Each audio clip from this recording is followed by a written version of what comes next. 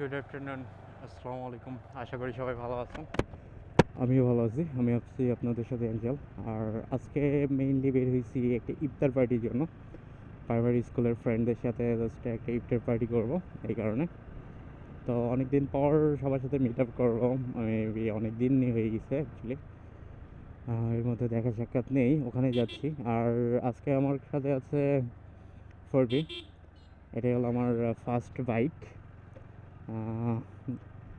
আলাদা একটা ইমোশন আছে এই বাইকের সাথে।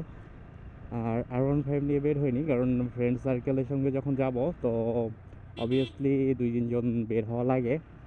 জানি ইটস রং, তারপরেও করার কিছু নেই, ফ্রেন্ড সার্কেলে থাকলে এটা বের হওয়াই লাগে।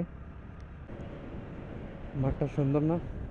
এই এলাকাটার এই মাঠটা আমার খুবই ভালো লাগে। আশেপাশে যদিও এখন রোদ আর গরম পড়তেছে ভালোই, ছায়াতেও হাওয়া টাওয়া সব কিছুই গরম দেখতেছি। আর এটা খড়াপবন এলাকার মধ্যেই পড়ে, কারণ লালপুরের ঠিক পাশে এটা। সব কিছু কিনে টিনে আমরা যাচ্ছি হলো ইফতার করতে। আর ইফতার করবো হলো একটা নিরিবিলি জায়গাতে একটু। এটাই এখানে গোল হয়ে বসা যাবে না নি? এই এখানে বসা যাবে নি রে? বসা যাবে এখানে। আরে পাকে হাগি রাখিছে মামা। ওই ঘাসের কাছে বসে ঘাসে।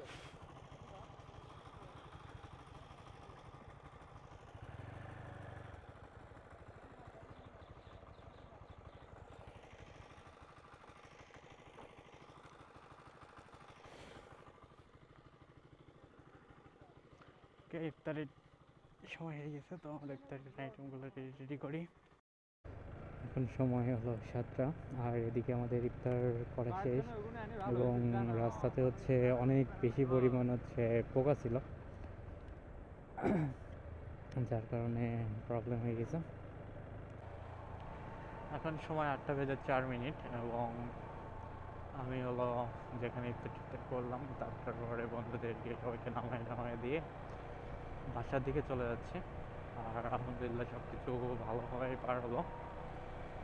অ্যান্ড আশা করি আর 15-20 মিনিটের মধ্যে বাসাতে চলে যাবো এখান থেকে। আর রাস্তাটা এটা পুরোটাই মাঠের মধ্যে, আশেপাশে তেমন বাড়িঘর কিছুই নেই, পুরোটা ফাঁকা। তো এই রাস্তাটা একটু বিপজ্জনক রাত্রের জন্য। সে হলো চলে আসছি বাসাতে, তো চলেন যাই।